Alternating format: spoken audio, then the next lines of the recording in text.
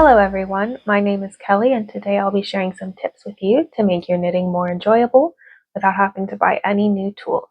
These knitting hacks use items that cost less than $5 and you may already have them in your home. These practical solutions work well for knitters of all levels. Whether you're just starting out or have completed countless projects, these inexpensive alternatives will help avoid interruptions caused by missing tools, saving you a trip to the store.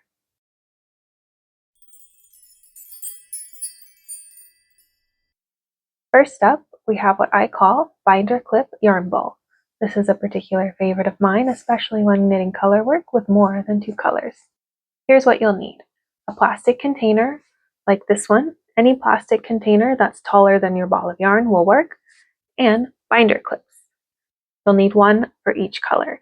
I prefer long containers like this one because you can fit multiple balls in one container. Here's how to set it up. You'll go ahead and clip the clip onto the container wherever you want to have it. And then if you're starting with a new yarn, you will place the yarn inside and then taking the end that you're going to be working with, thread it through the clip. That's all you have to do, and then it's ready for you to start. You can clip these down and it'll keep the thread in place.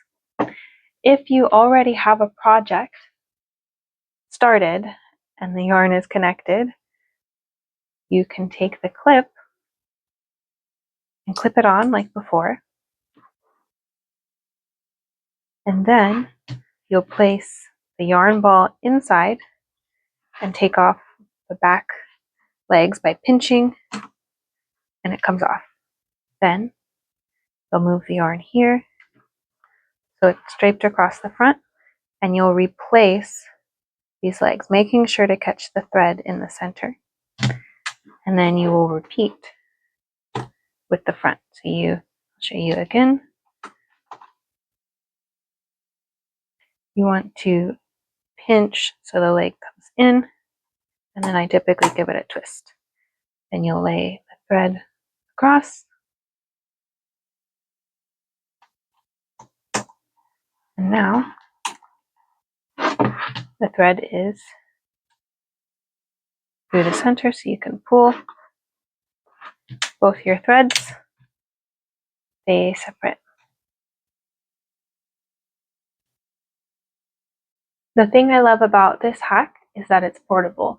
I love taking it to knit night at my local yarn shop, and it keeps all of the yarn from getting tangled. Instead of having a bunch of balls of yarn bouncing around in a bag, I have them neat and tidy in their own little section.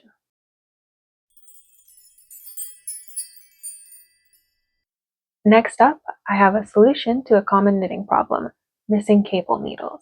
We've all been there, and I have 4 solutions that work just as well as store-bought cable needles. First solution, bobby pins. The curved end holds the stitches securely, and the double points will allow you to slip the stitches on and work them off the other side. Let me show you.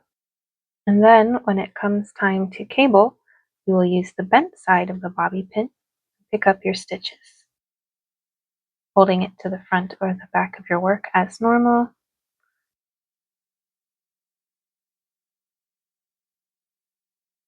Then you'll turn the bobby pin so that the stitches come off the straight side.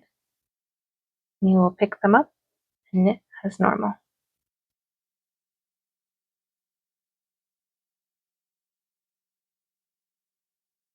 And there you have the bobby pin cable.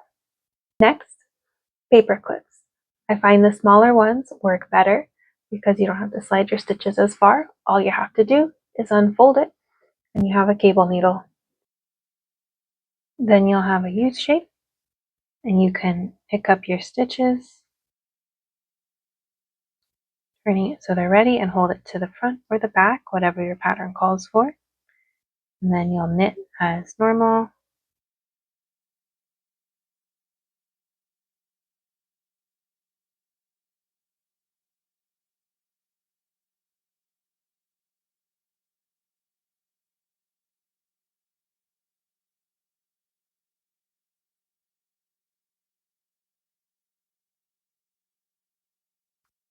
And there you have the cable.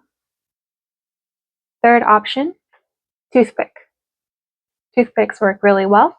You want to make sure that you get one with a blunt edge like this, as opposed to like this where it's all ribbed, but that's easy to fix. Just snap it off and you have a cable needle. You take the pointed end of your toothpick and pick up the stitches you're going to cable, holding them to the front or the back, depending on what your pattern says. And then you'll go ahead and cable them normally. I like the toothpick because it's a bit short and you don't have to slide your stitches forever and ever to get to the end of the cable. Okay, and there it is. And finally, my secret weapon for cables, tapestry needle. I like them because they are a bit thicker than a paper clip or a bobby pin, and they are also open-ended, so you can slip them on one side and off the other. When you're cabling with a tapestry needle, make sure you're using the end with the eye to pick up the stitches. That way, when it's time to cable them off, you'll be knitting them off the point. And you would go ahead and cable as normal.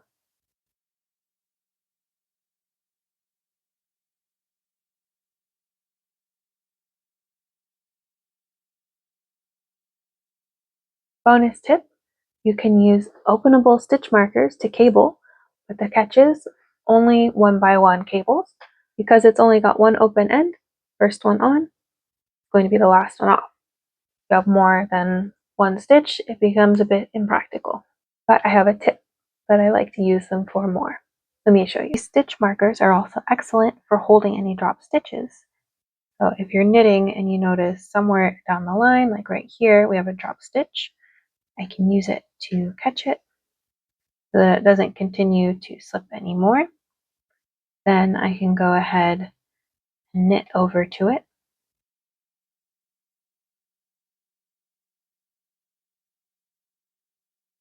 And then we can pick it up off the stitch marker, knit it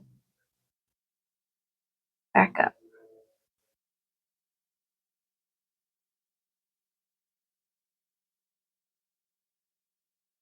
That way, it doesn't unravel any further until we can get to it.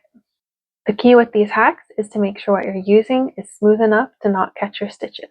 I mentioned this with the toothpick, but it's also important to check your paper clips to make sure they're smooth enough as well. You can do that by running your finger along and seeing if it's rough or smooth.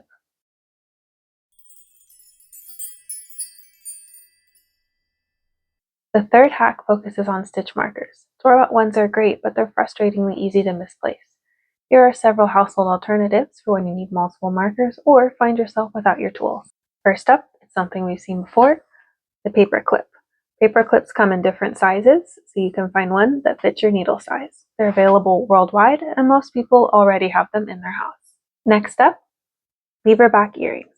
These can be found in many thrift stores and are in many people's jewelry boxes. They're particularly useful when traveling. The final stitch marker hack is using yarn to make small loops of thread. You can make them large or small, depending on your needle size.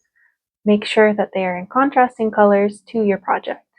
I like using them to make lots of stitch markers to use on large projects. That way I can place them every certain number of stitches, whatever the pattern repeat is. That way I'm only counting to 30 or 40 as opposed to counting hundreds of stitches. This is particularly useful when I make a mistake. That way I can go and find this section that's off instead of hunting through the whole project to see where I've dropped a stitch or picked one up. To make a yarn loop stitch marker, you just need a piece of waste yarn and a different color from your project. I typically keep it attached to the main string or tying it just so that I have a bit of extra tail. I'll wrap it around my finger like this for the smaller ones. That way when you go to pull the double knot, it doesn't pull the loop close. And then just trim it and trim it pretty close. You have your stitch marker. And there you have it, 3 knitting hacks for less than $5. Let's recap. We have the binder clip yarn bowl, cable needles made from household items, and several options to use for stitch markers. I'd love to know which of these knitting hacks you're most excited to try, or if you have any of your own affordable knitting hacks. Let me know in the comments below. If you like this video, give it a thumbs up, and don't forget to subscribe if you want more knitting tips and tricks. Thanks for watching. Until next time.